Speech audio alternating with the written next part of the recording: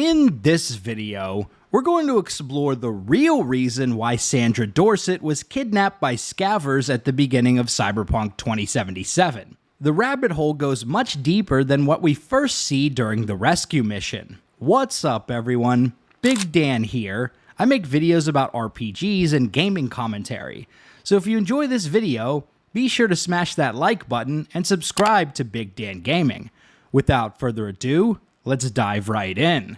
After the background-specific prologue, the rescue is the first main story mission of Cyberpunk 2077. Jackie and V are tasked with infiltrating a scavver hideout and rescuing a woman named Sandra Dorsett. Scavvers make a living by kidnapping people, salvaging their cyberware, and reselling it on the black market. Nothing we learned during the rescue suggests that Sandra Dorsett is anything other than a victim of a common Night City hustle. But after rescuing Sandra and progressing through the story, we'll be contacted by her again for another side quest. It's at this point we can discover that perhaps Sandra was specifically targeted because of something she knew. Sandra asks us to recover her databank, which she lost at some point during her kidnapping. V can find the databank in a scav hideout. If you crack the security on it, you'll discover an internal NightCorp memo about a shady artificial intelligence research project called Operation Carpe Noctem, or Seize the Night.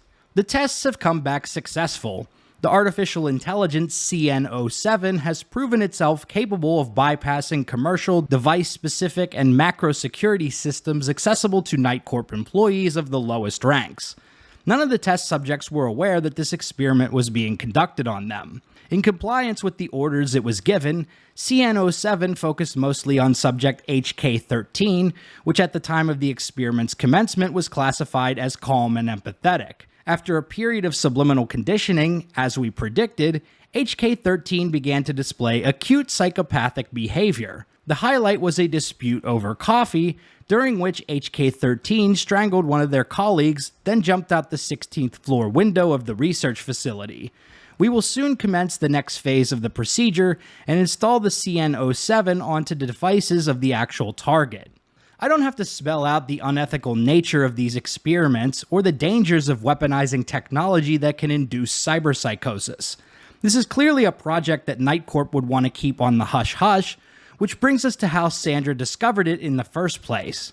We can find datashards containing Sandra's journal scattered throughout her apartment. I recently found a previously uncharted section of the net out in the boonies, even though I'd already been there maybe 20-odd times. I guess you can only access it with the right parameters. It only cost me a week of sleepless nights, but I finally finished the Leviathan and punched through the section undetected. At least I think. Good thing too, because it turns out Anon 42 sicked NightCorp servers against me. I really should just take a break, quit the net for a few months, but those files did look really suspicious. She goes on in the next entry, Jesus, those files. Maybe I should have just left them alone. Each of them could be a puppet without realizing it. And those flights to the moon? What are they cooking up there? Was it human DNA or... I couldn't run a thorough scan, I only had time to break through one folder's ice. Either way, I'm pretty sure they flagged me, can't tell if it was an unmasking demon or their dweller. In the final entry, Sandra talks about how she is being followed. They're watching me, and not just on the net. Some shady looking types followed me all the way to work today. When I finally worked up the nerve to turn around and face them, they vanished.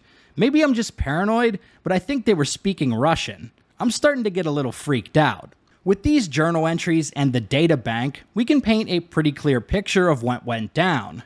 Sandra Dorsett hacked into NightCorp systems and uncovered their shady AI research.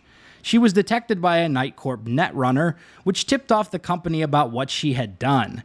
Seeing her as a potential threat, NightCorp most likely hired scavvers to get rid of Sandra, which they would have successfully done if not for Jackie and V.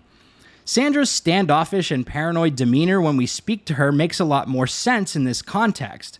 She was traumatized by the incident with the scavvers, but she is mainly concerned that NightCorp will come back to finish her off. I'm sure they already fixed the SigJammer exploit. True. But who knows what the scavs will cook up next time? Anyway, that's all in the past now. Got bigger fish to fry. If it's not the scavs you're worried about, then who? Look, I didn't pay you to come here and ask me personal questions. Hey, you mentioned it. Besides, I saved your life. That isn't worth anything? It was worth whatever you got paid. Don't pretend I wasn't just another small-time job for you. It's why she has a mounted turret inside her apartment, and why she was so concerned about whether V was followed into her building. Sandra, it's me, V. I got your databank. Sandra? You in there? Are you alone? Did anyone follow you? What does it look like? Come on. Don't like leaving the door open. This brings us back to the rescue mission at the beginning of the game. Have you ever wondered who put the contract together to begin with? We get the job from Wakako and work with T-Bug during the operation, but who hired them all to rescue Sandra? It seems likely that Sandra Dorsett contacted Wakako in advance and put together a contingency plan if she ever went missing. At the end of the mission, if you hacked into Sandra's datapad, you'll have some unique dialogue and a few different options for how to end the quest. If you try to blackmail Sandra, she becomes hostile, forcing you to kill her. All right, you got me. I looked inside. I know everything. That's what I thought. So what's your next move? You've got a pretty nice place. For a net runner? Wonder how someone like you could afford all this. It would be a shame if NightCorp got an anonymous tip that somebody'd broken into their database. Huh. Doesn't surprise me. Someone like you, you're no better than a scavenger. Please, don't exaggerate. Now then, how much is my silence worth to you? Here. This much.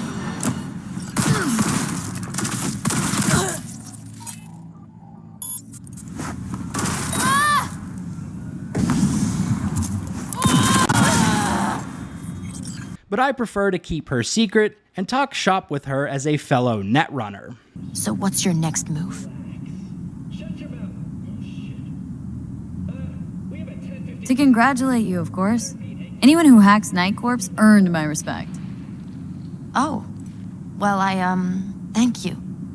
You know, if they end up going through with it, then... The net will become even more dangerous. You were worried they'd find out about you.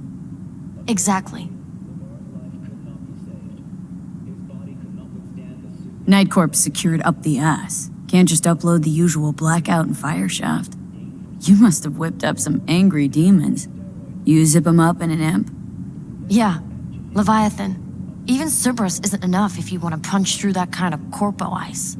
Using AGI to condition workers' minds. That's some supervillain shit right there. Not just workers. Anyone. That's the scariest part. You've been a big help. Here, I threw in a little extra for a fellow runner. It's good to be reminded I'm not in this fight alone. Thanks. Be seeing you. So there you have it. The real reason Sandra Dorsett was kidnapped in Cyberpunk 2077. If you liked this video, be sure to subscribe to Big Dan Gaming for more Cyberpunk and RPG videos. Big shout out to all the channel members for supporting my content. Until next time, this has been Big Dan. I should go.